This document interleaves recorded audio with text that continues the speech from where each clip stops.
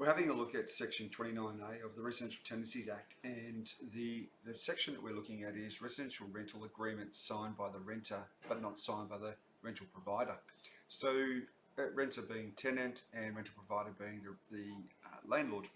So basically what used to happen was if the lease wasn't signed, therefore it would be invalid. But now what we're looking at is that if the lease is not signed, but all of the other components of the negotiation and the transaction have taken place, if there's been money paid, maybe there's been an intent that's come in, they might have signed a condition report. But if the residential rental provider has not signed the document, or the agent hasn't signed on behalf, it is still actually classified as being valid. So I'm just going through the Trello board here now, and some of the sections that we're actually having a look at are, okay, so the first one is section 26, and this is the section of the Act in through to here.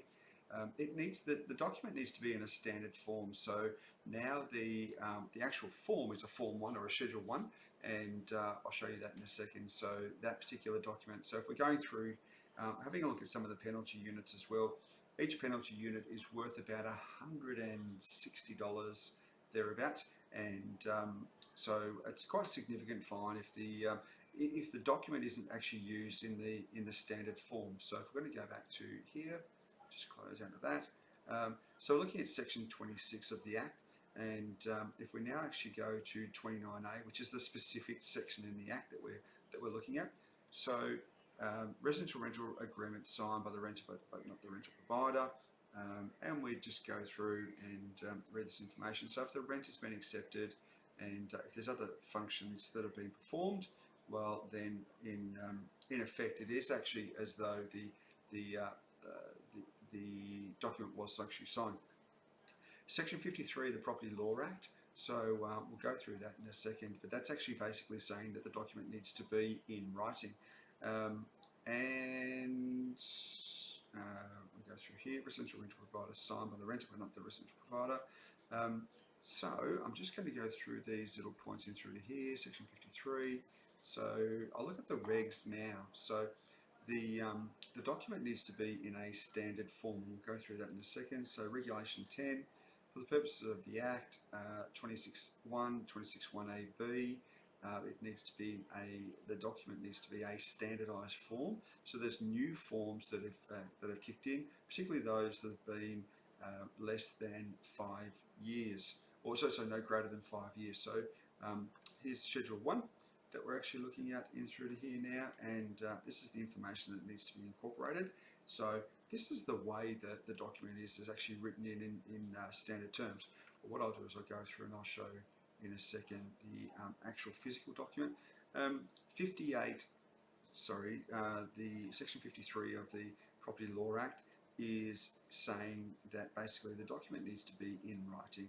Now, what this 29B is actually saying is 29A, sorry, is saying is that it, notwithstanding this particular clause, the document needs to be in writing. It's signed by the renter, but it may not actually have been signed by the rental provider. It is still valid. Coming to the sections of the Act, and we're looking in through to here. Here's the sections of the Act and coming through. That's the actual document there. That's the link for the new document, and again coming through some of the penalties. So I'm just about to come up and have a look at the two documents we've got inside. So the first one is that I've actually copied out the section of the Act here, so 29A. Here it all is for you. It's page 64 of the Act, and come back again. We're actually out here now, and here is the standard document. Need to open it up.